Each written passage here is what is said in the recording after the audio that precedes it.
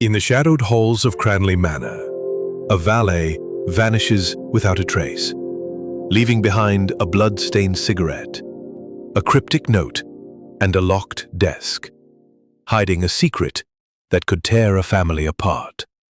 Why did Mr. Collins disappear just hours before a life-changing will was to be read? Who among the elegant guests, the debt-ridden heir, the sharp-tongued sister, or the evasive solicitor, holds the key to his fate? Join Miss Jane Marple with her keen eye and little grey cells as she unravels a web of greed, betrayal, and deception in this gripping Agatha Christie-style mystery. Will the truth emerge before another secret is buried forever? Chapter 1. The Quiet of Cranley Manor. The late summer sun cast a golden glow over Cranley Manor, a sprawling Elizabethan estate nestled in the heart of the Dorset countryside. Its ivy-clad walls and mullioned windows gleamed with an air of timeless dignity, though the manicured gardens whispered of secrets beneath their orderly blooms.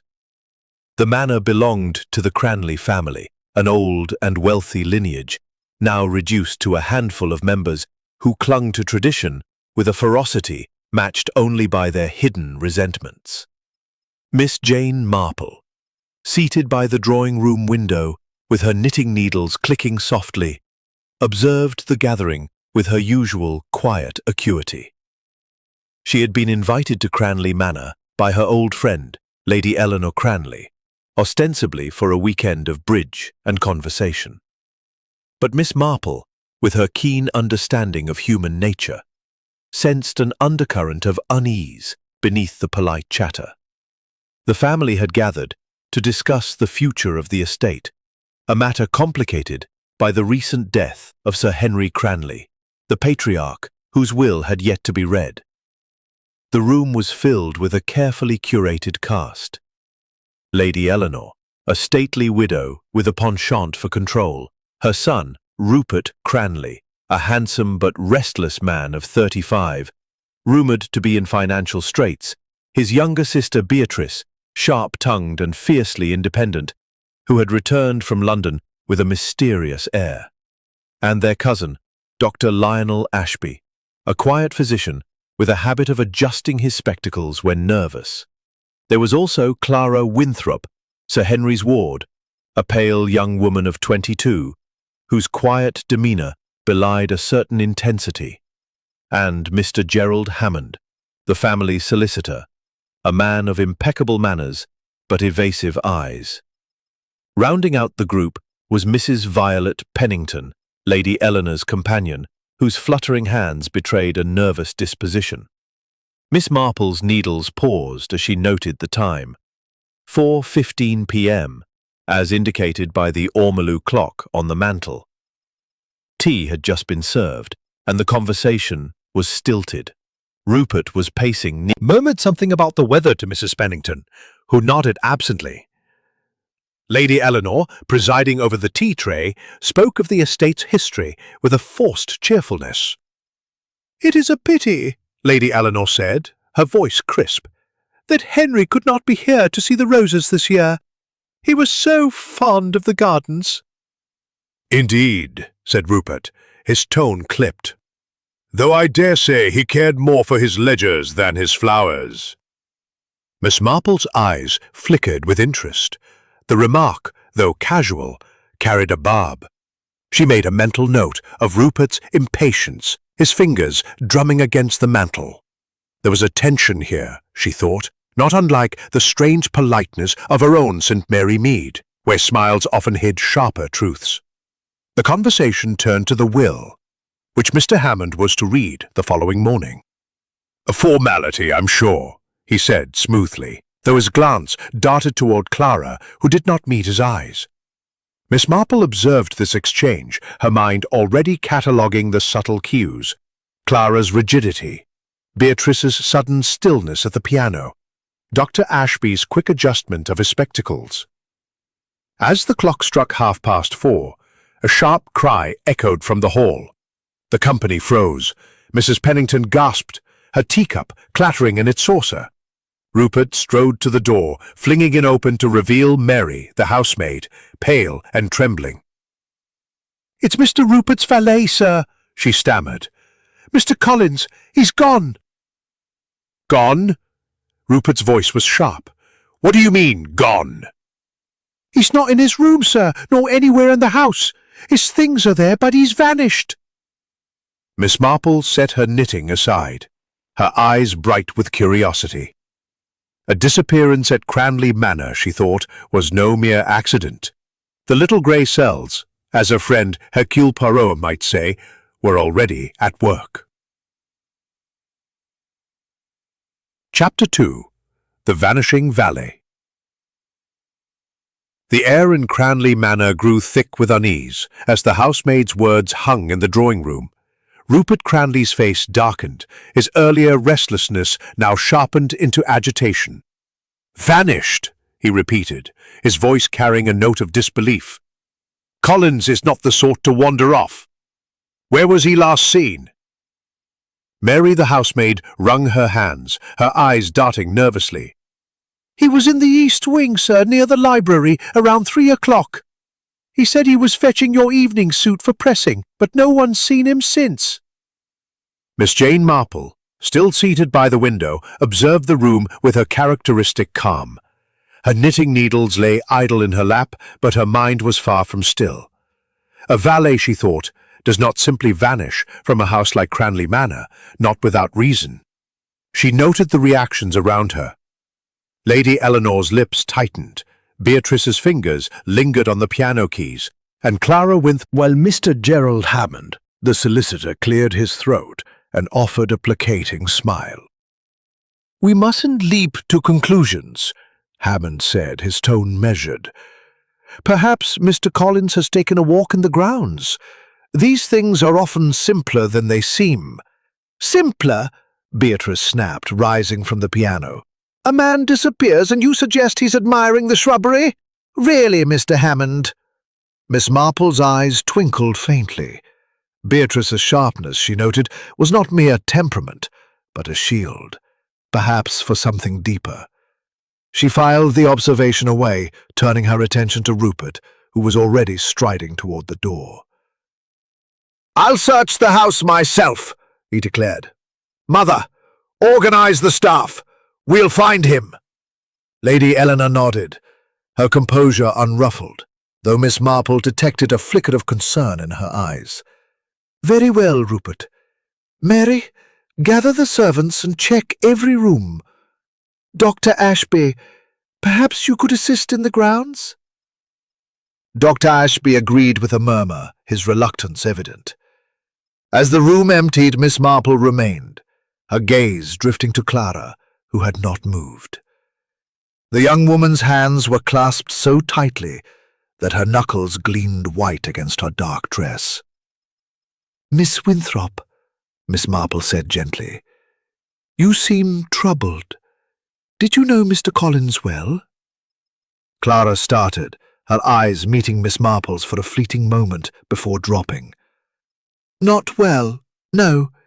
He was kind, I suppose. Always polite." Miss Marple nodded, her expression serene but her mind alert. Clara's hesitation, the slight tremor in her voice, suggested more than polite acquaintance.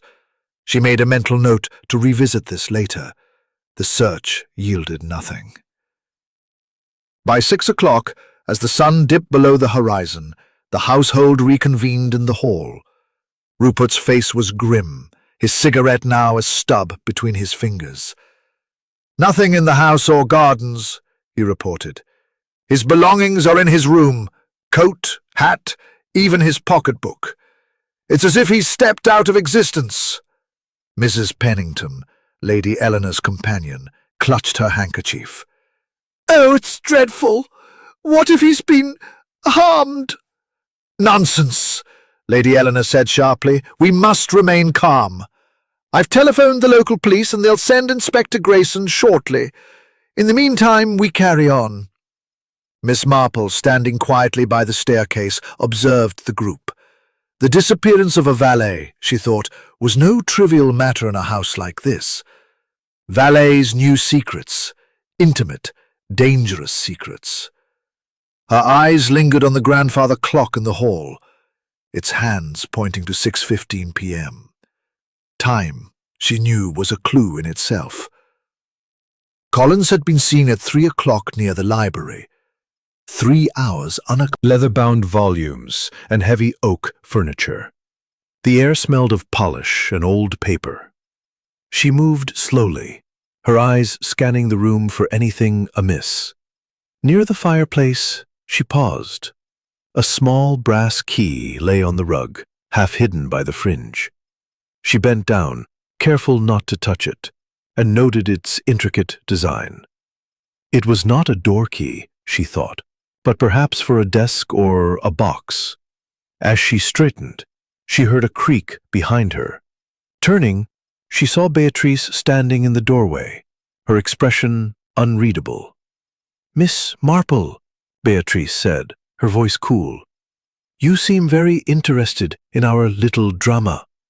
"Oh, my dear," Miss Marple replied with a gentle smile. "At my age, one finds interest in the smallest things. A key, for instance. Such a curious object to be left on a library rug." Beatrice's eyes flickered to the key, and for a moment her composure faltered. "I suppose someone dropped it," she said quickly. "I must go. Mother needs me." Miss Marple watched her leave, her mind buzzing. The key, the library, the time of Collins's disappearance, each was a thread in a tapestry she was beginning to weave, and somewhere in that tapestry, she was certain, lay the truth about the vanishing valet. Chapter 3. The Arrival of Suspicion. The evening shadows deepened over Cranley Manor as Inspector Grayson arrived, his sturdy figure filling the doorway of the great hall. He was a man of middle age, with a weathered face and a no-nonsense demeanor that suggested a preference for straightforward solutions. His notebook was already open, his pencil poised, as Lady Eleanor greeted him with a mixture of relief and impatience. "Inspector," she said, her voice steady, "we are most anxious to resolve this matter. Mr. Collins is a valued member of our staff, and his disappearance is most distressing." Miss Jane Marple, seated unobtrusively in a high-backed chair near the hall's fireplace, watched the proceedings with quiet attention. Her knitting needles clicked softly, a rhythm that seemed to blend with the ticking of the grandfather clock, now showing 7:30 p.m. She noted the inspector's brisk manner, his questions direct, but lacking the subtlety she knew was necessary to unravel a mystery like this. Inspector Grayson began by questioning the household, starting with Rupert. "You last saw Collins at what time, Mr. Cranley?" "Around 2:30, Rupert replied, lighting another cigarette. "He was in the East Wing, heading toward the library. Said he was fetching my suit." "And you didn't see him after that?" Grayson pressed. "No," Rupert said, his tone clipped. "I was in the billiard room with Dr. Ashby until tea." Dr. Lionel Ashby, standing nearby, nodded. "That's right, Inspector. We played a few frames. I saw no sign of Collins." A small discrepancy, but one worth noting. She glanced at Dr. Ashby, whose fingers were once again adjusting his spectacles. A nervous habit, she thought, or perhaps a tell. The inspector moved on to Clara Winthrop, who stood by the window, her face pale in the lamplight. "Miss Winthrop, did you have any interaction with Mr. Collins today?" Clara hesitated, her fingers twisting a fold of her dress. I saw him briefly this morning," she said softly. "He was polishing silver in the dining room. We exchanged a few words, nothing more." Miss Marple's eyes narrowed slightly. Clara's voice had trembled, and her gaze had darted towards Lady Eleanor before returning to the floor. There was something unspoken here, something Clara was reluctant to share. As the questioning continued, Miss Marple slipped away to the library once more, her curiosity piqued by the brass key she had found earlier. The room was quiet now, the fire reduced to glowing embers. She examined the desk, a heavy mahogany piece with locked drawers, The key, she suspected, might fit one of them. She made a mental note to ask Lady Eleanor's permission to inspect the desk later, under the guise of curiosity about the manor's antiques. Returning to the hall, she found Inspector Grayson concluding his initial inquiries. "We'll search the grounds again at first light," he announced. "For now, I suggest everyone remain in the house. If Mr. Collins has met with foul play, we'll need to establish everyone's movements."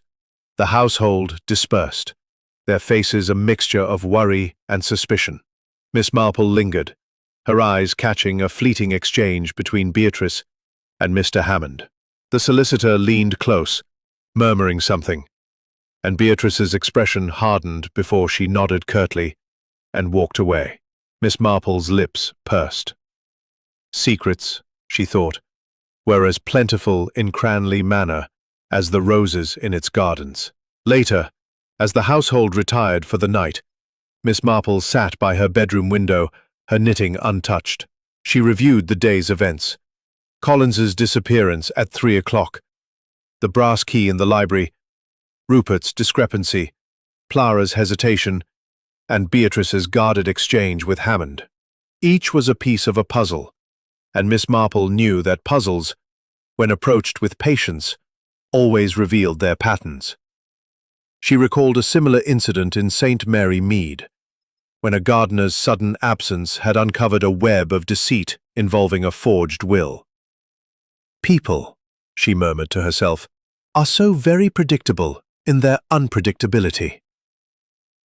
With that, she rose, determined to speak with Lady Eleanor in the morning about the library desk.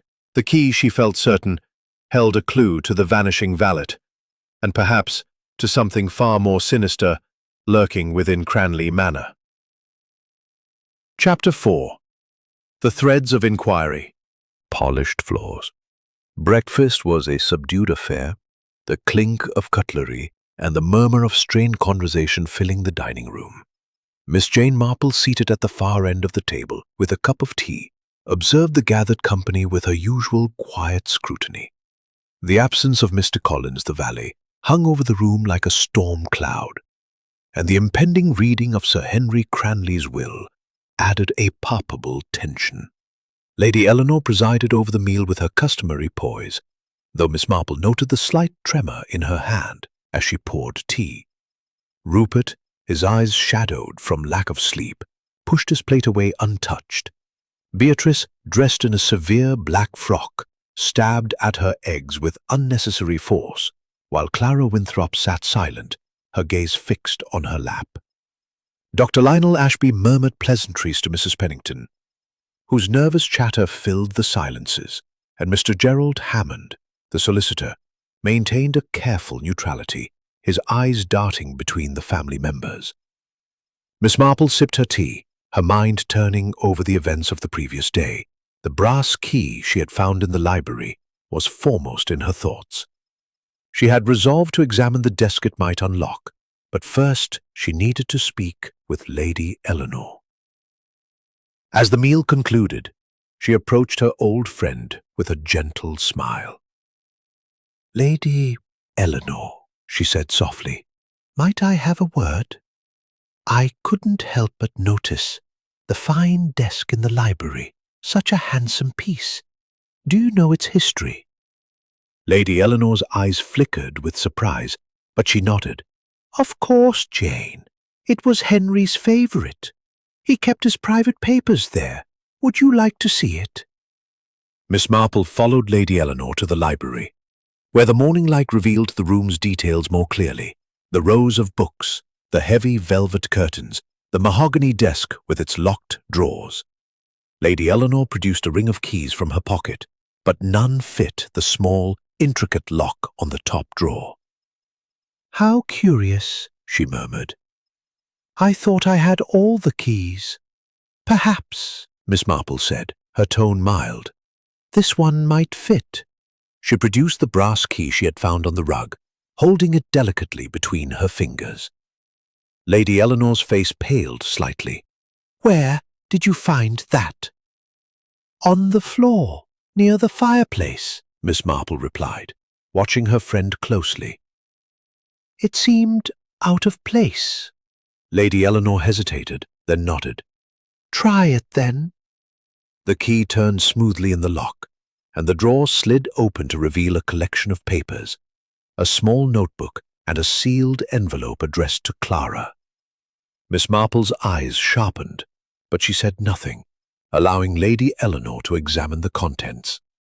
The older woman's hands trembled as she lifted the envelope, her expression unreadable. This must be Henry's. He often jotted down thoughts or accounts. May I? Miss Marple asked, her voice gentle but insistent. Lady Eleanor handed her the notebook, and Miss Marple flipped through its pages. The entries were cryptic, dates, initials, sums of money, but one caught her eye. C.W. £500. 15 August here. The date was 3 days ago, just before Sir Henry's death. As they left the library, Miss Marple's mind buzzed with questions. The envelope for Clara, the notebook's entry, the key on the rug. All were threads in a growing tapestry. She resolved to speak with Clara next, but her opportunity came sooner than expected. As she crossed the hall, she saw Clara descending the staircase, her face pale and her eyes red-rimmed. Miss Winthrop, Miss Marple said kindly, might we walk in the garden? The air is so refreshing this morning. Clara hesitated, then nodded. They strolled among the rose beds, where Miss Marple's gentle questions soon elicited a halting confession. Mr. Collins. He was kind to me, Clara said, her voice barely above a whisper. He knew I was unhappy here. He said he'd help me leave, find a place of my own. He knew something about Sir Henry's will. Miss Marple's heart quickened, but her face remained serene. Did he say what he knew, my dear? Clara shook her head. Only that it would change everything. He was going to tell me more, but then he was gone. As they returned to the house, Miss Marple's thoughts turned to the library desk, the notebook, and Clara's words. Collins had known something about the will, and now he was missing. The pieces were beginning to align, but the pattern was still unclear. She glanced at the hall clock, 10:45 a.m., and noted that Inspector Grayson would soon arrive for another round of questions. She would watch closely, she decided, for the smallest slip, the faintest contradiction that might unravel the mystery of the vanishing valet. Chapter 5. The Red Herrings Emerge. The morning at Cranley Manor was cloaked in a mist that clung to the gardens, lending an air of secrecy to the already tense household. By 11 o'clock, Inspector Grayson had returned, his notebook more worn than the previous evening, his questions sharper. The household gathered in the drawing room, where the fire crackled fitfully, doing little to dispel the chill of suspicion. Miss Jane Marple sat in her usual corner, her knitting a pretext for her keen observation of the scene. Inspector Grayson began with Rupert Cranley, whose impatience was palpable. Mr. Cranley, the inspector said, his tone clear. Didn't see Collins after 2:30. Dr. Lionel Ashby nodded, though his fingers twitched toward his spectacles. Quite right, Inspector. We were together until nearly 4. Miss Marple's needles clicked softly. She noted the slight hesitation in Dr. Ashby's voice, the way his eyes avoided Rupert's. An alibi, she thought, was only as strong as the trust between those who shared it. Her mind returned to the notebook in the library desk, with its cryptic entry about C.W. and £500. Could Rupert, with his rumoured financial troubles, have had a motive to silence Collins? The inspector turned to Beatrice, whose sharp features were set in defiance. Miss Cranley, You were seen near the East Wing yesterday afternoon. Did you encounter Mr. Collins? Beatrice's eyes flashed. I was in my room, Inspector, reading. I didn't see Collins or anyone else. Surely you don't suspect me of spiriting away a valet? Her tone was mocking, but Miss Marple caught a flicker of unease in her posture. Beatrice's defensiveness, she thought, was a shield, much like the one she had observed in St. Mary Mead, when a young woman's bravado had hidden a guilty secret. As the questioning continued, a new piece of information emerged. Mary, the housemaid, hesitantly reported finding a torn piece of paper in the library fireplace, partially burned but bearing the words, "Meet me at 3, in what she believed was Collins's handwriting. The discovery sent a murmur through the room. Inspector Grayson seized on it, declaring it evidence of a rendezvous gone wrong. "It's clear," he said, his voice authoritative, "that Collins arranged to meet someone, and that meeting led to his disappearance. We must focus on who he intended to meet." Miss Marple's lips pursed slightly. The note was convenient. Too convenient, she thought. It pointed suspicion toward an obvious culprit, yet it lacked context. In her experience, such clues were often planted to mislead. She recalled a case in her village where a forged letter had sent the police chasing shadows, while the true culprit watched from the sidelines. Her attention shifted to Mr. Gerald Hammond, the solicitor, who had remained silent during much of the questioning. His calm demeanor, she noted, was almost too perfect, his hands steady as he adjusted his cufflinks. "Mr. Hammond," she said suddenly, her voice gentle but clear, "you were to read Sir Henry's will this morning. Might it shed light on Mr. Collins's disappearance?" The room stilled. Hammond's smile was tight. "The will is a private matter, Miss Marple, to be read to the family alone. I doubt it relates to Collins. Yet," Miss Marple continued, her eyes bright, "a valet often knows more than he should. If he knew something about the will, might that not explain his absence?" Hammond's composure faltered for a fraction of a second, but he recovered quickly. The will is straightforward." Miss Marple nodded, her expression serene, but her mind was racing. The note, the key, the notebook, and now Hammond's evasiveness. All were threads in a tightening web. She glanced at Clara, whose face had grown paler at the mention of the will, and made a mental note to speak with her again. As the inspector concluded his questions, he announced plans to search the library and Collins's quarters more thoroughly. The household dispersed, but Miss Marple lingered, her eyes on the clock, 12:15 p.m. Time, she knew, was a relentless ally in uncovering truth. The note in the fireplace, she suspected, was a red herring, designed to distract from a deeper motive, but whose and why? As she resumed her knitting, her little grey cells worked tirelessly, piecing together the puzzle of Cranley Manor. The afternoon at Cranley Manor settled into an uneasy calm, the mist outside thinning to reveal the stark outlines of the estate's gardens. Inside, the air was heavy with suspicion, each glance between the household members laced with unspoken questions. Miss Jane Marple, seated in the morning room with her knitting, appeared as serene as ever, but her sharp eyes missed nothing. The clock on the mantel read 2:30 p.m., and the house buzzed quietly with Inspector Grayson's ongoing search of the library and Collins's quarters. Miss Marple's thoughts were fixed on the torn note found in the fireplace. "Meet me at 3, and its convenient discovery." It was, she felt certain, a distraction, much like the misdirection she had once seen in St. Mary Mead, when a dropped handkerchief had led the vicar to suspect the wrong parishioner. Her mind returned to the brass key, the locked desk, and the notebook with its cryptic entry, CW-£500, the 15th of August. The initials, she suspected, pointed to Clara Winthrop, but the sum and date suggested a transaction or perhaps a debt, that warranted further inquiry.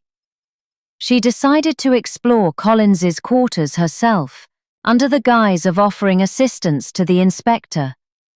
Slipping into the servants' wing, she found the valet's small room tidy but impersonal, its sparse furnishings revealing little of the man himself. On the bedside table lay a single book, a worn copy of the Pickwick Papers, its pages marked with a folded letter. Miss Marple, careful not to disturb the scene, noted the letter's handwriting, a neat, precise script that matched the note from the fireplace.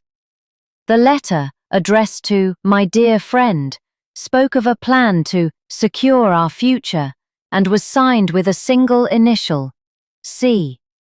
Her heart quickened. The letter suggested Collins had been involved in something clandestine, perhaps with Clara, given the initials and her earlier admission of his kindness. Returning to the main house, she encountered Dr. Lionel Ashby in the hall. His face flushed as he adjusted his spectacles. "Miss Marple," he said, his voice strained, "you seem to be everywhere today." "Only where I'm needed, Dr. Ashby," she replied, with a gentle smile. "You were with Rupert in the billiard room yesterday, were you not? Until nearly 4, I believe." "Yes, yes," he said quickly. "We played several frames. Why do you ask?" "Oh, merely clarifying the timeline," she said, her tone light, but her eyes piercing. "It's curious, isn't it, how time can seem so precise, yet so slippery?" Dr. Ashby's smile was forced, and he excused himself hurriedly. Miss Marple noted his unease, recalling his nervous habit of adjusting his spectacles. An alibi, she thought, could be a fragile thing when built on mutual dependence. As she made her way to the drawing room, she overheard a heated exchange between Beatrice and Mr. Hammond in the adjacent study. The door was ajar, and Beatrice's voice carried a sharp edge.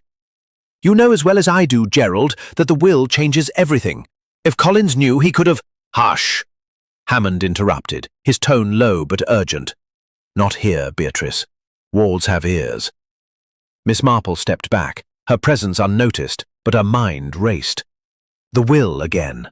It was the pivot around which this mystery turned, and Collins's disappearance seemed inextricably linked to it. She resolved to press Clara further, but discreetly, knowing the young woman's fragile demeanor hid a deeper truth. At 3 o'clock, Inspector Grayson summoned the household to report his findings. In the library, he held up a small vial, its label faded but legible. Arsenic. It had been found, he said, hidden in a hollowed-out book in Collins's room. A gasp rippled through the room, and Mrs. Pennington clutched her handkerchief, her eyes wide with horror. "This suggests foul play," Grayson declared. "Collins may have been planning something sinister, or he may have been the victim of it." Miss Marple's lips pursed. The vial was another convenient clue, too neatly placed to be accidental. She recalled a case in her village where a bottle of laudanum had been planted to incriminate an innocent maid. Her gaze flickered to Rupert, whose face was unreadable, and to Clara, who seemed on the verge of tears. As the inspector dismissed the group, Miss Marple lingered, her eyes falling on the library rug, where she had found the brass key. A faint scuff mark caught her attention, barely visible near the fireplace.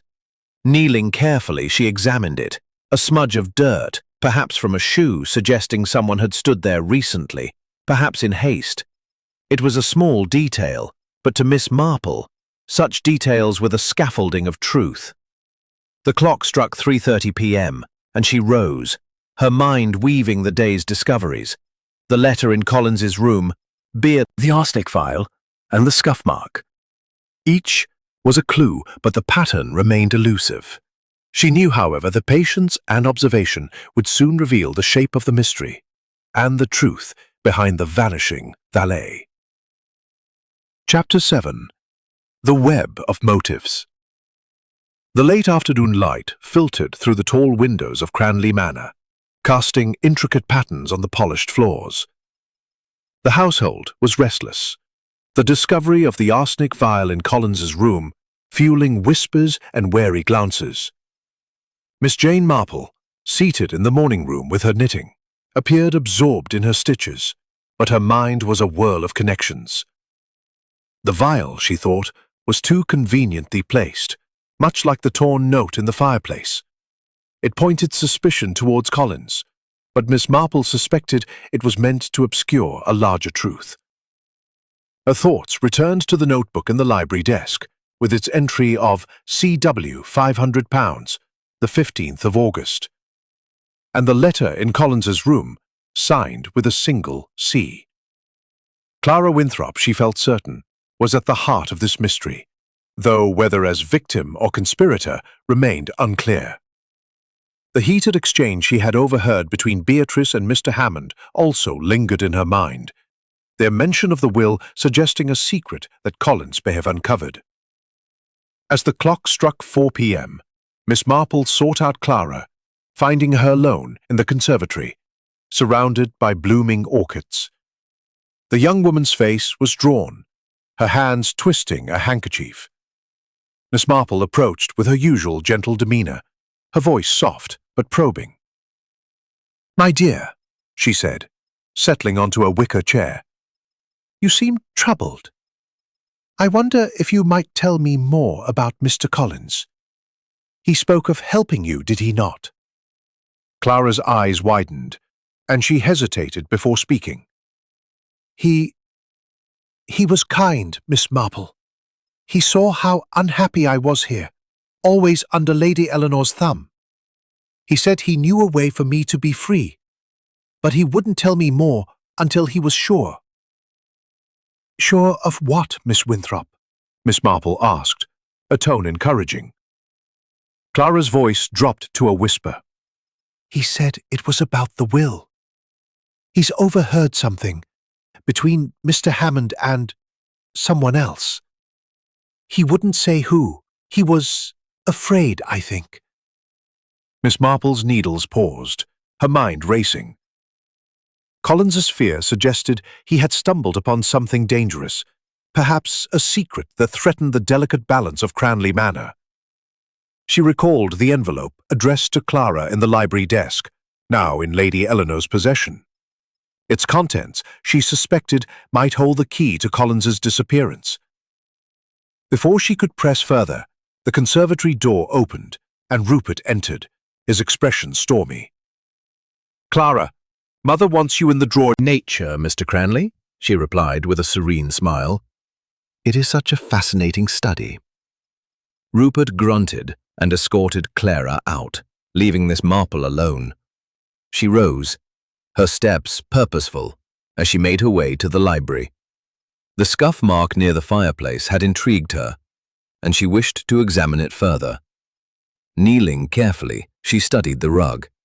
The mark was faint but distinct, a smudge of dirt with a slight tread pattern, suggesting a man's shoe. Nearby, she noticed a tiny speck of ash, not from the fireplace but finer, like cigarette ash. She recalled Rupert's constant smoking and made a mental note. As she stood, she heard a soft creak behind her. Turning, she saw Mrs. Pennington, Lady Eleanor's companion, standing in the doorway, her hands fluttering nervously. "Oh, Miss Marple, I didn't mean to startle you. I was just looking for a book." "Of course, Mrs. Pennington," Miss Marple said kindly, though her eyes noted the woman's agitation. "This library is a treasure, isn't it? So many secrets in these old books." Mrs. Pennington's laugh was strained. "Secrets? Oh, I'm sure there are none here. Just dusty novels." She hurried away, leaving Miss Marple to ponder her unease. Returning to the drawing room, Miss Marple found Inspector Grayson questioning Beatrice, whose sharp tongue was in full force. "Really, Inspector, do you think I'd stoop to poisoning a valet? It's absurd." Grayson's eyes narrowed. "The arsenic was found in his room, Miss Cranley, and you were seen near the east wing at the time he disappeared." Beatrice's cheeks flushed, but before she could retort, Mr. Hammond intervened, his voice smooth. "Inspector, I'm sure Miss Cranley was merely passing through. The east wing is a busy corridor." Miss Marple's lips pursed. Hammond's defense of Beatrice was swift, too swift, perhaps. She recalled their whispered argument in the study and wondered if they were protecting each other or something else entirely. As the clock struck 5 p.m., Miss Marple sat back, her knitting resumed. The arsenic, the note, the letter, the scuff mark, and now the web of motives. Each was a thread in a tightening pattern. Collins had known something about the will, something worth killing for. But who had the most to lose? Her little grey cells hummed, and she knew the truth was close, hidden in the contradictions and secrets of Cranley Manor. Chapter 8. The Breaking Point. The evening at Cranley Manor descended with a quiet that felt more oppressive than serene, the weight of unspoken truths pressing against the walls. The clock in the drawing room struck 7 p.m., its chimes echoing through a house where every creak seemed laden with meaning. Miss Jane Marple sat by the fire, her knitting needles moving rhythmically, though her mind was far from the scarf taking shape in her hands. The library formed a constellation of clues, but the pattern was not yet complete. Inspector Grayson had spent the afternoon questioning the servants, his brusque manner yielding little beyond nervous glances and vague alibis. The household gathered for dinner, but the meal was a strained affair, the clatter of cutlery punctuated by awkward silences. Lady Eleanor maintained her composure, though her eyes betrayed a flicker of unease. Rupert smoked incessantly, his fingers stained with nicotine. Beatrice's sharp wit was subdued, her gaze darting to Mr. Hammond, who sat with an air of calculated calm. Clara Winthrop, pale and silent, barely touched her food, while Dr. Ashby adjusted his spectacles with increasing frequency. Mrs. Pennington's chatter was more frantic than usual, her laughter brittle. Miss Marple observed them all, her thoughts circling back to Clara's confession in the conservatory. Collins had known something about Sir Henry's will, something that could change everything. The envelope addressed to Clara, now in Lady Eleanor's possession, loomed large in her mind. She resolved to speak with Lady Eleanor privately, but the opportunity came unexpectedly when Clara, rising abruptly from the table, swayed and clutched the back of her chair. "Clara, dear," Lady Eleanor exclaimed, rising to steady her. "Are you unwell?" I'm just tired," Clara murmured, her voice trembling. "Please, I need to rest." Miss Marple's eyes narrowed. Clara's distress was genuine, but there was something more, a fear that went beyond exhaustion.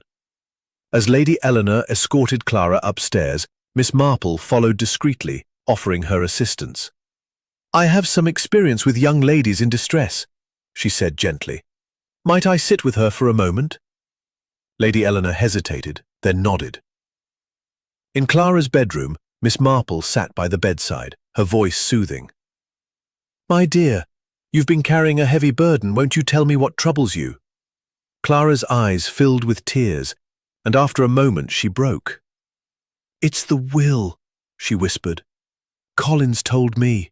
He overheard Mr. Hammond and Beatrice talking about it. They said it would ruin everything for Rupert.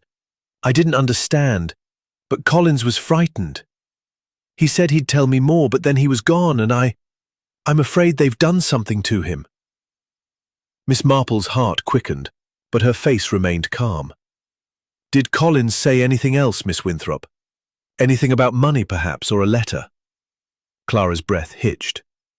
"He mentioned a letter from Sir Henry. He said it was important, but he didn't have it. He was going to look for it in the library." Miss Marple nodded, her mind racing. The envelope in the library desk, addressed to Clara, was likely the letter Collins sought. Its contents, she suspected, held the key to his disappearance, and perhaps to a darker crime. She patted Clara's hand, urging her to, and returned downstairs, her thoughts sharper than ever. In the drawing room, she found Inspector Grayson conferring with Rupert, whose temper was fraying. "This is absurd, Inspector," Rupert snapped. "You're wasting time on arsenic and scraps of paper when Collins could be miles away by now." Grayson's eyes narrowed. "Or he could be closer than you think, Mr. Cranley. We found a blood stain on the library rug, small but fresh. Care to explain? The room froze. Beatrice's fork clattered to her plate, and Dr. Ashby's spectacles slipped from his fingers. Miss Marple's needles paused, her mind seizing on the new clue. The blood stain, near the scuff mark and the fireplace, suggested a struggle, perhaps a brief, desperate one. She recalled the cigarette ash she had noticed near the rug and wondered if Rupert's constant smoking might connect him to the scene. Lady Eleanor, returning from Clara's room, caught the tail end of the conversation. "Blood?" she said sharply. "In my library? This is outrageous." Miss Marple spoke softly, her voice cutting through the tension. "Inspector, might I suggest examining the fireplace itself? Ash can tell such interesting stories, don't you think?" Grayson looked skeptical but nodded.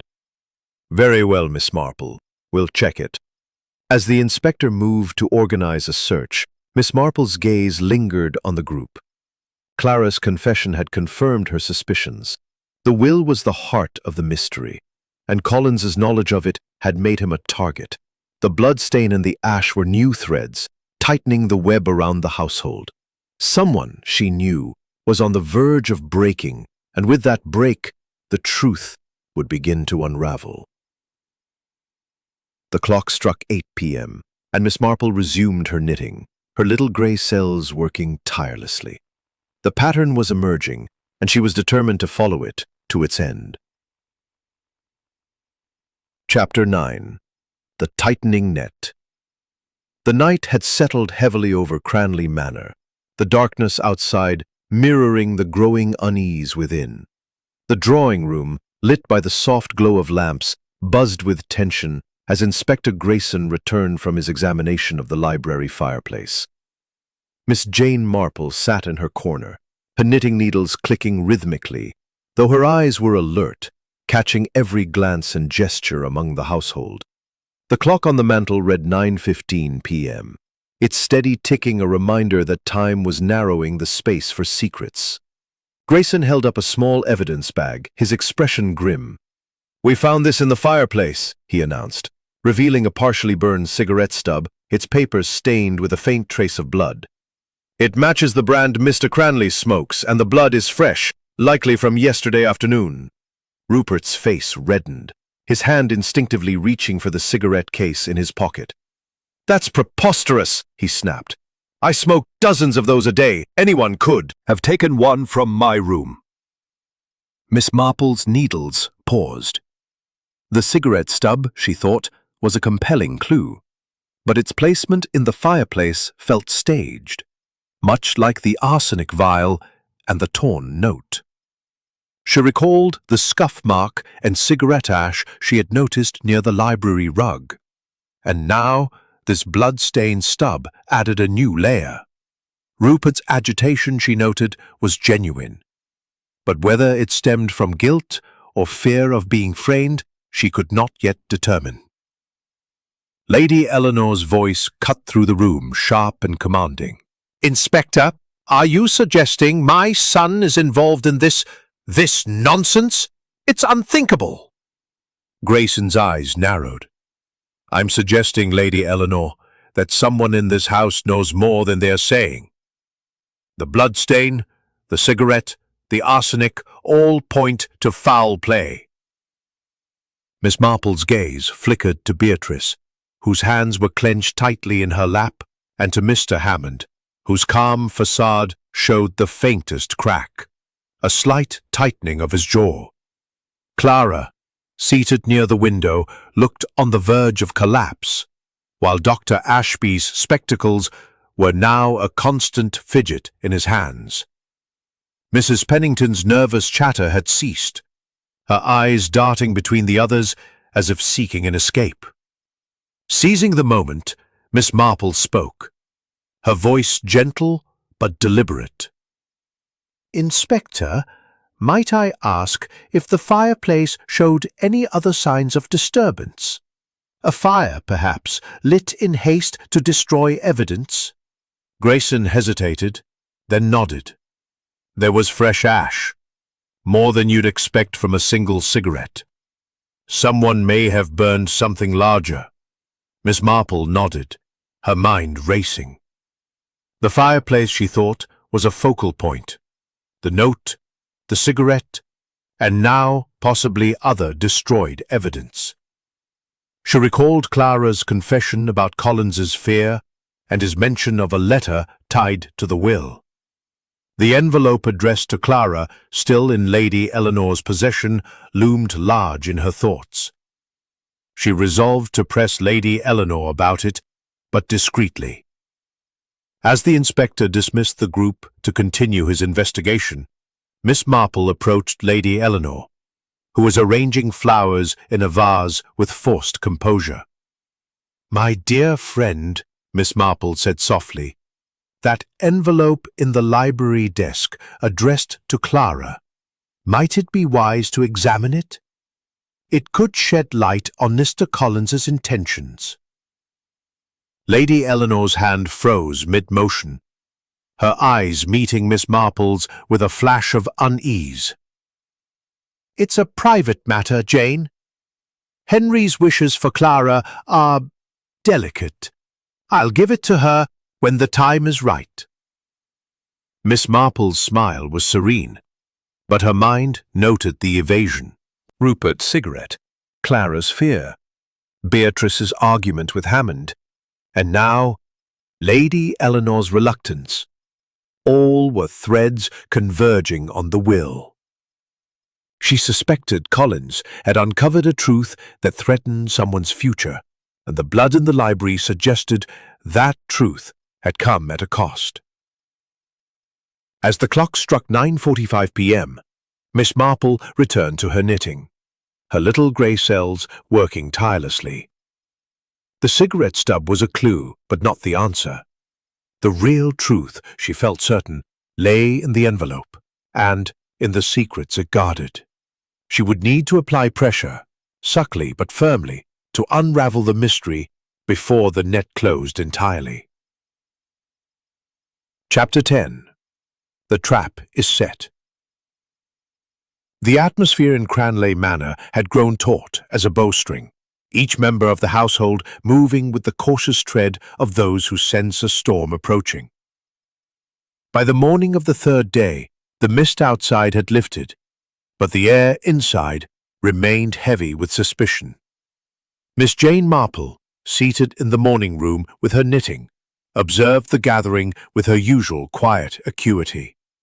The clock read 10 a.m., and the household awaited the reading of Sir Henry Cranleigh's will, postponed by the chaos of Collins's disappearance, but now imminent. Inspector Grayson, his face lined with fatigue, had stationed the constable in the hall and was preparing to question the household again. The blood-stained cigarette stub, the arsenic vial, and the torn note had deepened his conviction of foul play. But Miss Marple suspected he was chasing shadows. The real truth, she believed, lay in the envelope addressed to Clara Winthrop, still held by Lady Eleanor, and the cryptic notebook entry about C.W. £500, the 15th August. Her little grey cells hummed, weaving the clues into a pattern that was nearly complete. Miss Marple knew the time had come to apply pressure, to set a trap that would force the truth into the open. She approached Lady Eleanor in the drawing room, where the older woman was arranging papers with a distracted air.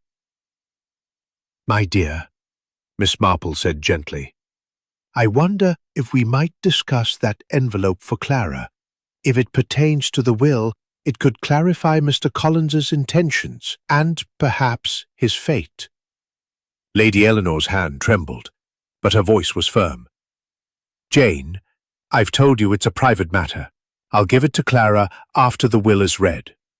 Miss Marple's eyes twinkled with quiet determination. "Of course. But secrets have a way of festering, don't they? In my village, a hidden letter once revealed a motive for murder. I should hate for Clara to be caught in such a web." Lady Eleanor's composure faltered, and she nodded curtly. "Very well, I'll fetch it." As Lady Eleanor left, Miss Marple. Timeline. Grayson, though skeptical, agreed, sensing her insight might shake loose new information. The group assembled in the library at 11 a.m., the room's heavy air charged with anticipation. Miss Marple stood near the fireplace, her demeanor unassuming, but her eyes sharp. "Let us imagine," she began, "that Mr. Collins was here at 3 o'clock, as Mary reported. He was fetching Mr. Rupert's suit, but perhaps lingered for another purpose. A meeting, perhaps, as the note suggests." She paused, noting Rupert's scowl, Beatrice's clenched hands, and Clara's pale face. "Inspector," she continued, "might we ask each person to recount their movements at that hour, standing where they were?" Grayson nodded, and the reenactment began. Rupert reiterated his alibi in the billiard room with Dr. Ashby, who adjusted his spectacles nervously. Beatrice claimed to have been in her room, reading. Clara admitted to being in the conservatory, alone. Mr. Hammond said he was in the study, reviewing papers, while Mrs. Pennington insisted she was with Lady Eleanor in the drawing room. Lady Eleanor, returning with the envelope, confirmed this, but seemed distracted. Miss Marple's gaze fell on the fireplace where the scuff mark, cigarette ash, and bloodstain had been found.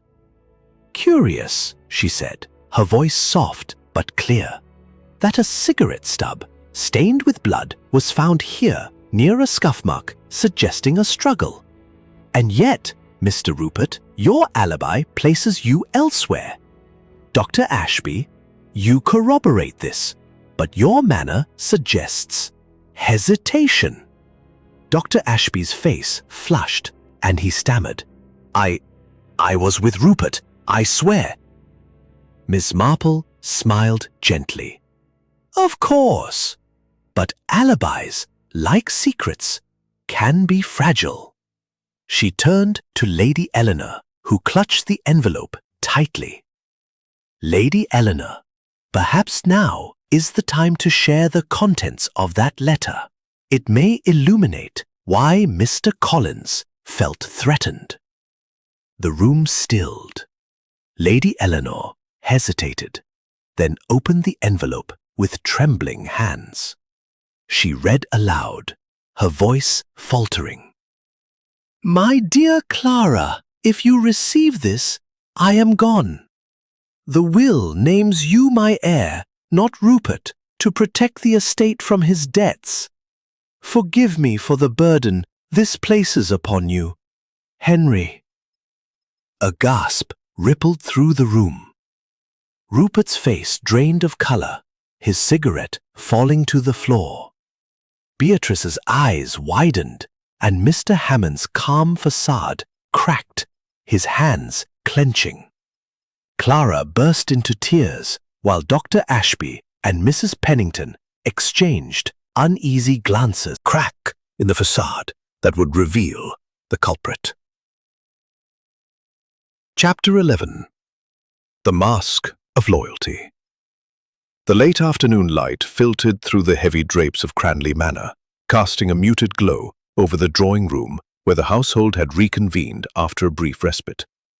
The clock on the mantel read 5:30 p.m., its steady ticking a quiet reminder of the hours slipping by since Mr. Collins's disappearance. Miss Jane Marple sat in her usual corner, her knitting needles moving with deceptive calm, though her sharp eyes missed nothing. The revelation of Sir Henry's will, naming Clara Winthrop as heir, had sent ripples of shock through the family, and the discovery of the blood-stained cigarette stub and the arsenic vial had tightened the web of suspicion. Inspector Grayson, his face etched with determination, paced near the fireplace, his notebook brimming with scribbled observations. The household, Rupert, Beatrice, Clara, Lady Eleanor, Dr. Ashby, and Mrs. Pennington, sat in uneasy silence, their faces a gallery of guarded expressions. Mr. Hammond, the solicitor, stood apart, his usual composure fraying his hands fidgeting with his cufflinks.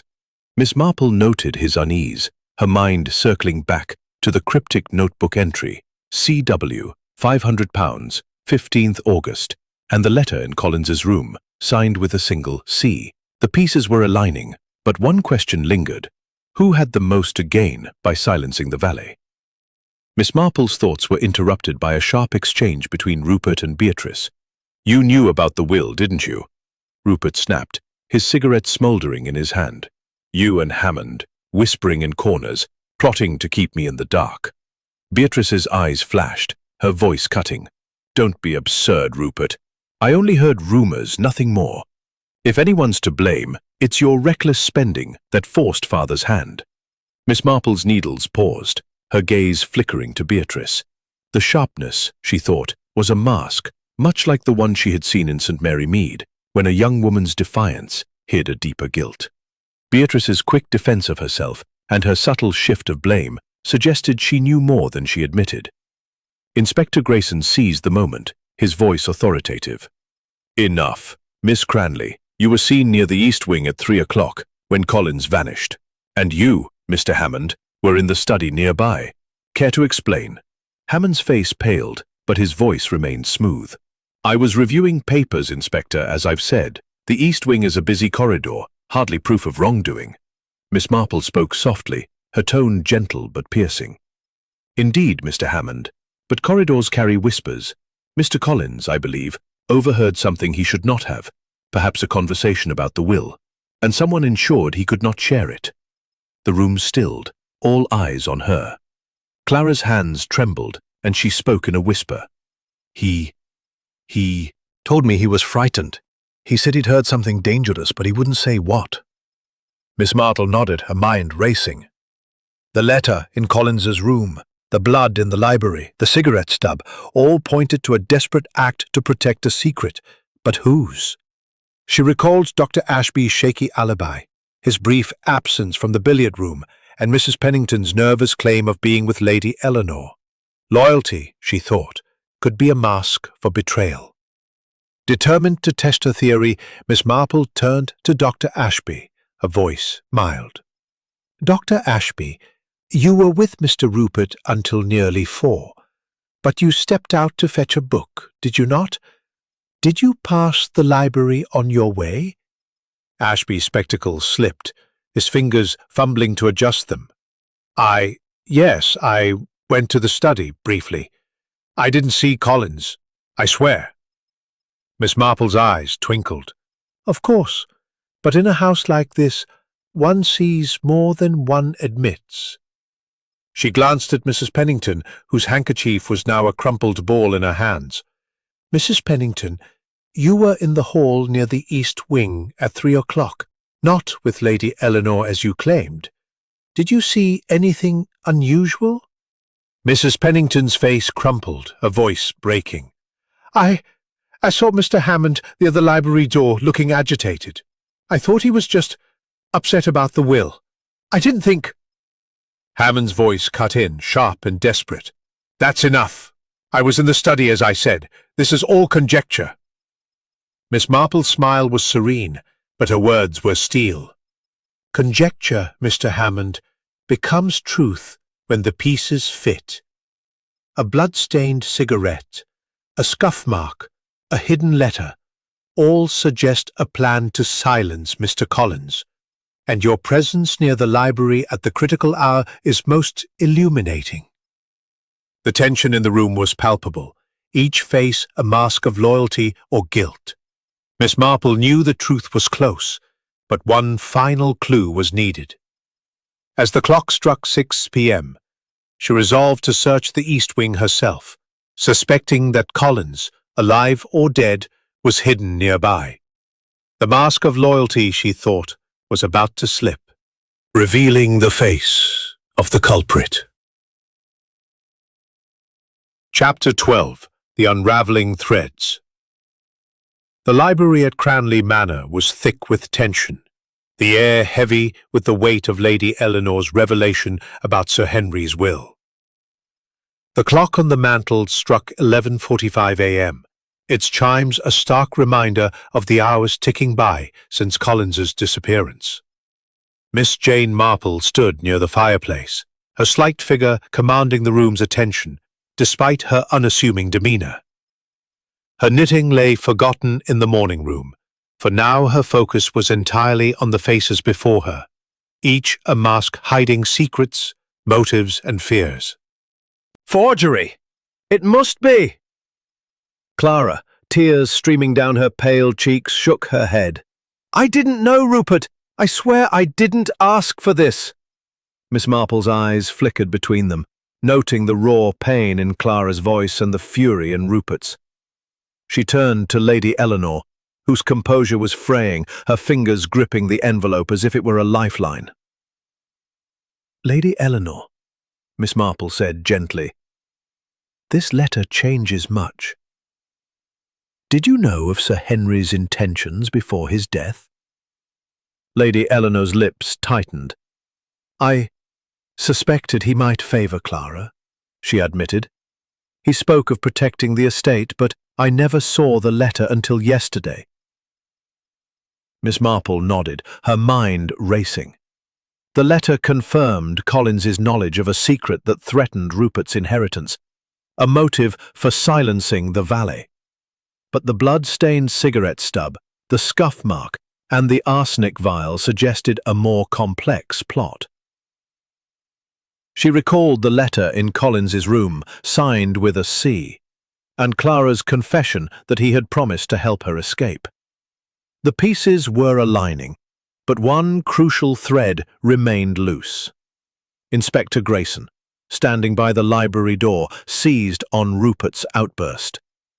Mr. Cranley, your cigarette was found with blood on it, near a scuff mark suggesting a struggle. Care to explain? Rupert's eyes blazed. I've told you, anyone could have taken my cigarettes. I was in the billiard room with Ashby. Dr. Lionel Ashby, his spectacles slipping, nodded vigorously. Yes, Inspector. We were together until nearly 4.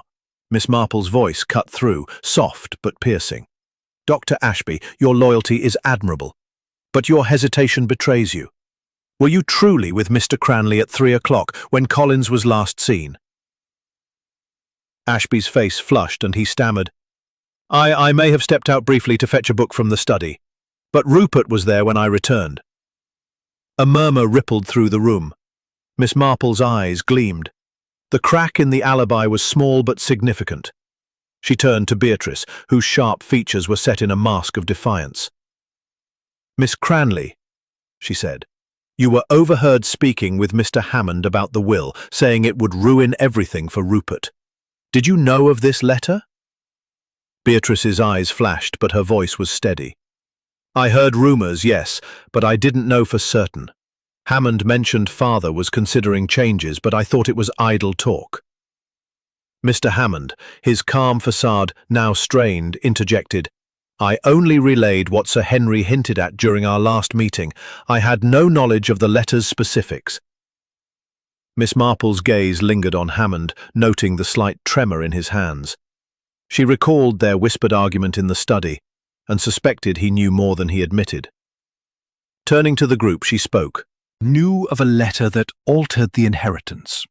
He was seen in the library at 3 o'clock, where a scuff mark, cigarette ash, and blood suggest a struggle. A note, a vial of arsenic, and now this letter point to a plan to silence him before he could reveal the truth. The room was silent, all eyes on her. She continued. Someone here acted to protect their future. The cigarette stub implicates Mr. Rupert, but its placement feels too convenient. The arsenic suggests poison, yet no body has been found. The letter in Collins's room, signed C, points to Clara, but her fear suggests she's no conspirator. The truth, I believe, lies in who stood to lose the most and who had the means to act swiftly.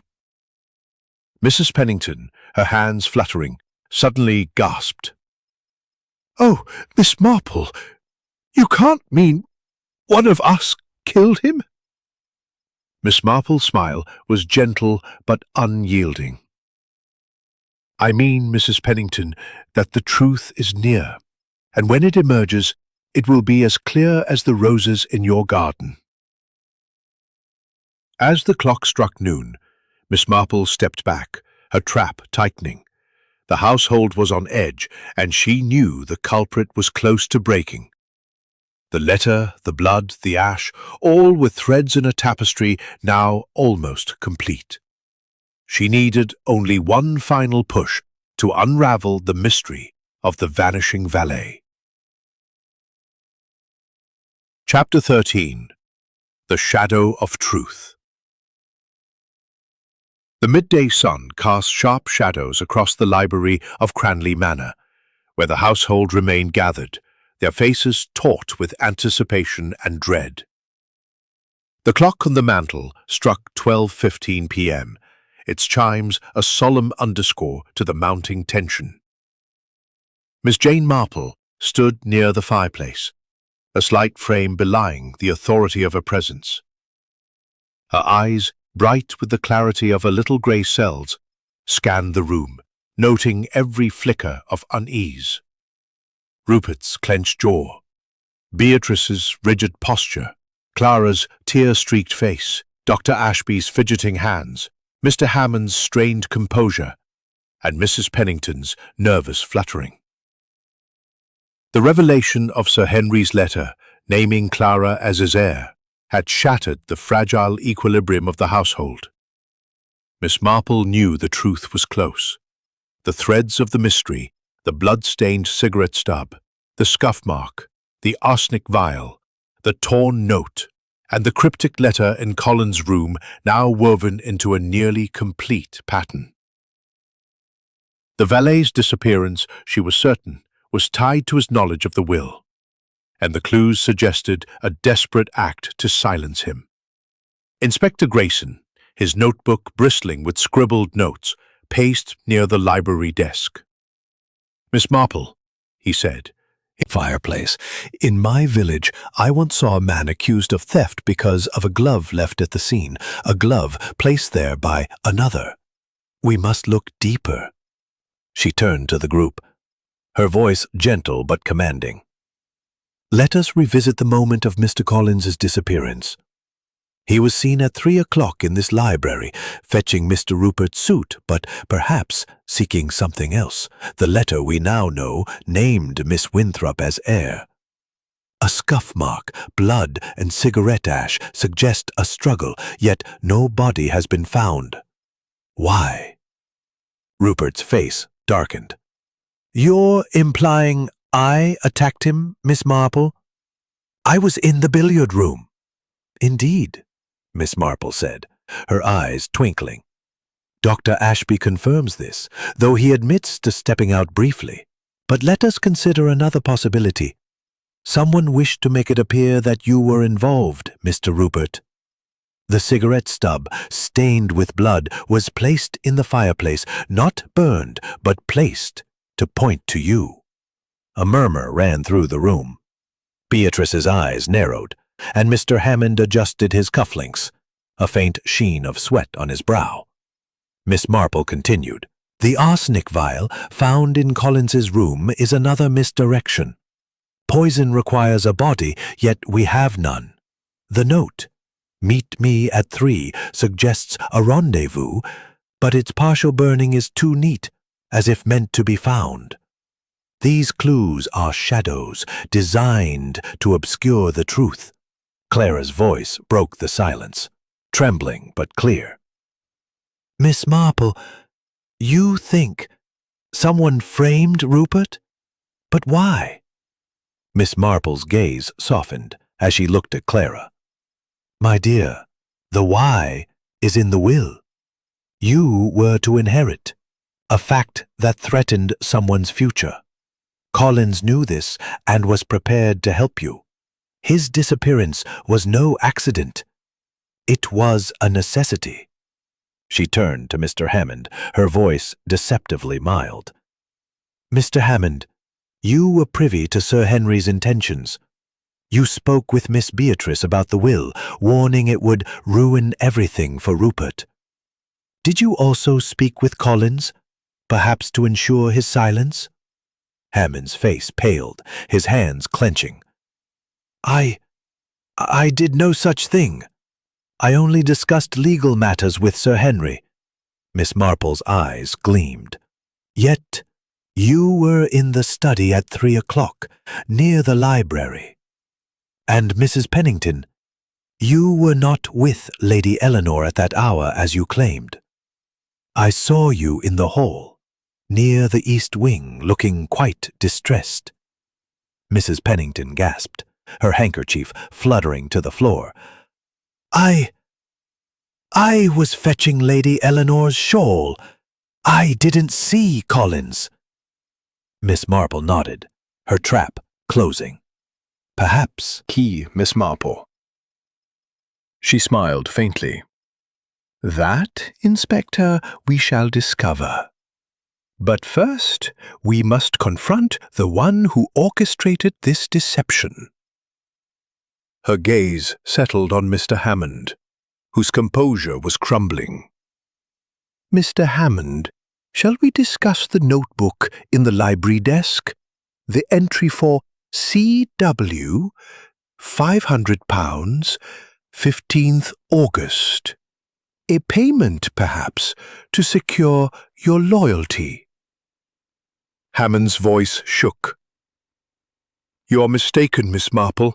I know nothing of... Before he could finish, a muffled thud echoed from above, followed by a faint cry.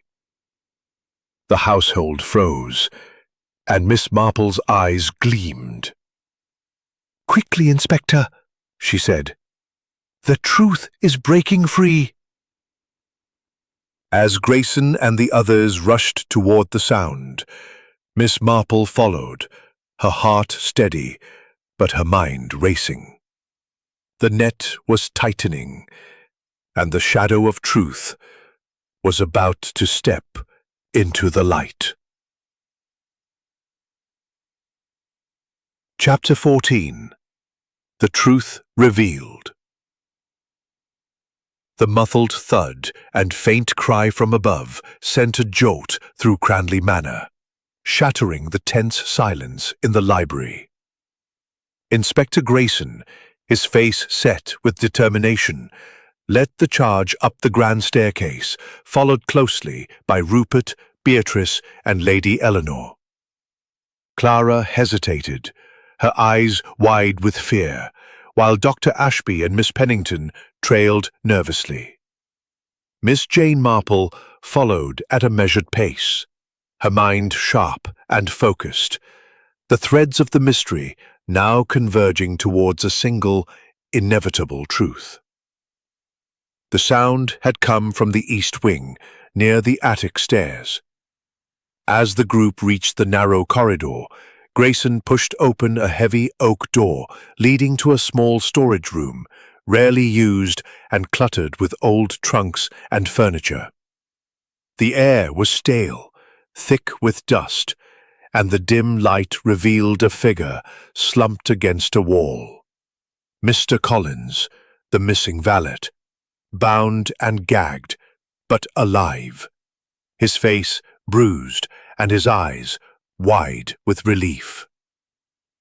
"Collins!" Rupert exclaimed, rushing forward to untie him. "Good God, Nan! What happened?" Grayson held up a hand, his voice sharp. "Stand back, Mr. Cranley. We need answers first." He turned to Collins, who coughed as the gag was removed, his voice hoarse but steady. I was attacked," Collins rasped, his eyes darting toward the group. "In the library. Yesterday afternoon. Someone hit me from behind, and I woke up here."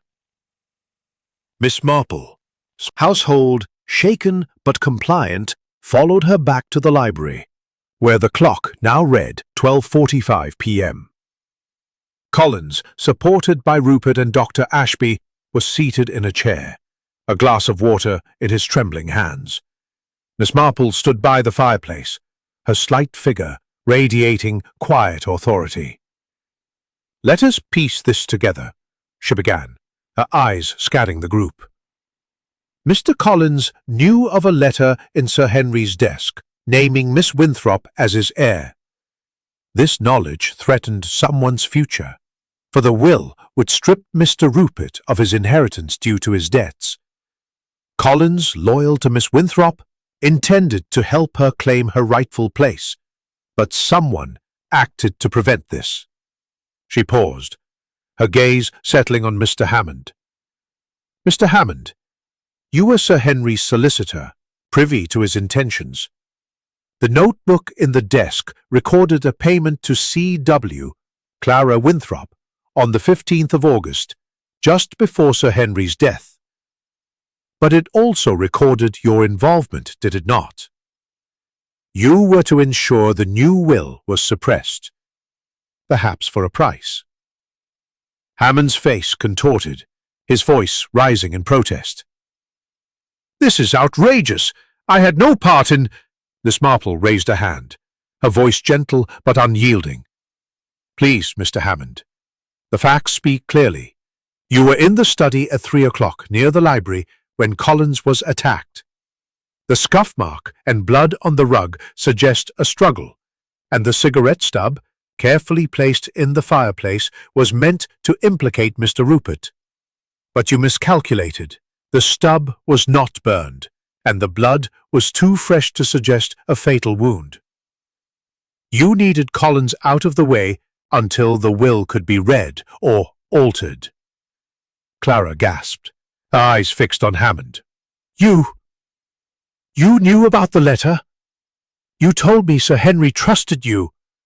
Hammond's composure collapsed, his shoulders sagging. "I didn't mean for it to go this far," he muttered. "Sir Henry changed the will without telling me until the last moment. Rupert's debts, they'd ruined the estate. I thought if I could delay the reading, find the letter, I could persuade Clara to relinquish her claim.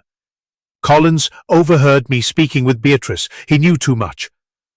I only meant to scare him, to keep him quiet until the will was settled." Beatrice's face paled. "You dragged me into this, Gerald. You said we were protecting Rupert."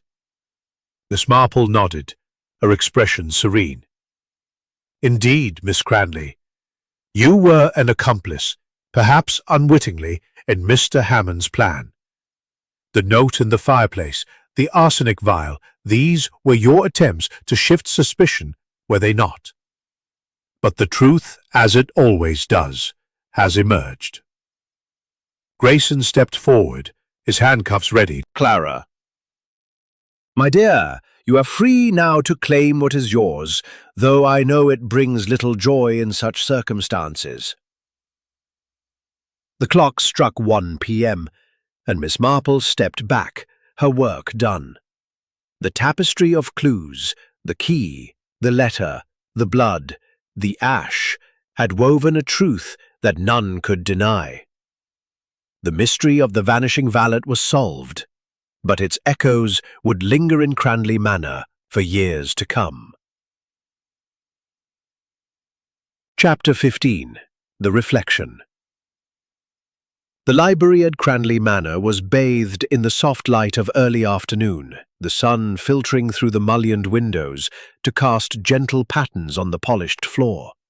The clock on the mantel read 1:30 p.m., its steady ticking a quiet counterpoint to the subdued atmosphere. The household, still reeling from Mr. Hammond's arrest and the revelation of his scheme, gathered one final time, their faces a mix of relief, guilt, and lingering unease. Miss Jane Marple sat in her usual corner, her knitting resumed, the soft click of her needles blending with the room's silence. Inspector Grayson, his notebook now closed, stood by the door, overseeing the constable, as Mr. Hammond was escorted to the waiting police car.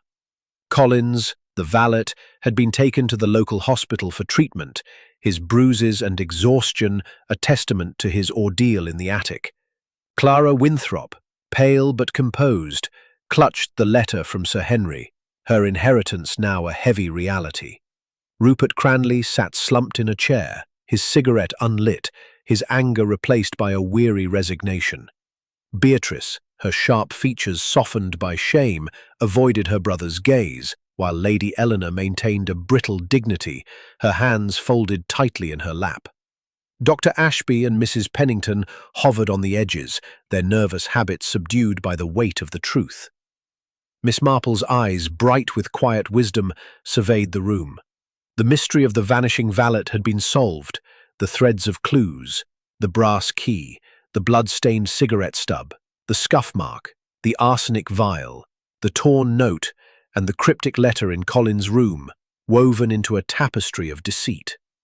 Mr. Hammond's desperate attempt to suppress Sir Henry's will, with Beatrice as his reluctant accomplice, had unravelled under the pressure of her careful observation and subtle probing. Lady Eleanor broke the silence, her voice strained but courteous. "Miss Marple, we owe you a great debt. Without your persistence, we might never have found Mr. Collins or uncovered the truth." Miss Marple's smile was gentle, her needles pausing. "My dear Lady Eleanor, I only did what any observer of human nature might do. In my village, St. Mary Mead, I have seen how secrets, like weeds, choke the truth if left unchecked. People are predictable, you see, inheritance, but the greed it inspires that causes harm. Sir Henry wished to protect you, and now you must decide how to honor that wish. A kind heart, I find, is worth more than any estate." Rupert stirred, his voice low. "I was a fool, Miss Marple. I knew my debts were a burden, but I never thought Hammond would go so far." Miss Marple nodded. "Greed and fear, Mr. Cranley, are powerful motives. Mr. Hammond saw an opportunity to secure his own future by manipulating yours. Miss Beatrice, too, was drawn in, though I believe her heart was not fully in it." Beatrice flushed, her eyes dropping. "I only wanted to protect Rupert. I didn't know Hammond would hurt Collins." Miss Marple's expression was kind but firm. "Intentions, Miss Cranley, do not erase actions. But truth has a way of healing, if we let it." Inspector Grayson cleared his throat, a rare note of respect in his voice. "Miss Marple, I'll admit I doubted your methods, but you've a sharper mind than most detectives I know. If you ever tire of knitting, Scotland Yard could use you." Miss Marple chuckled softly. "Oh, Inspector, my knitting keeps me quite busy, and St. Mary Mead provides mysteries enough for an old spinster like me." As the household began to disperse, Miss Marple rose, gathering her knitting bag. She paused at the door, her eyes lingering on the fireplace where the blood-stained cigarette stub had been found.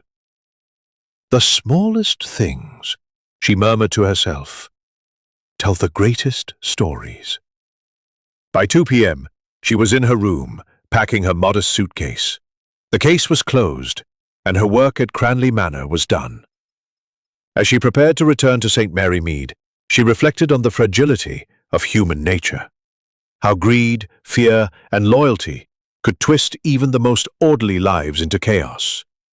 Yet, she thought, there was always hope in the truth, however painful its revelation.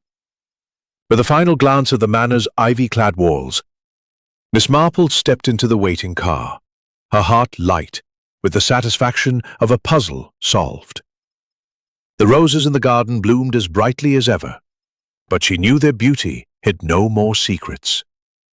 At least, not for now.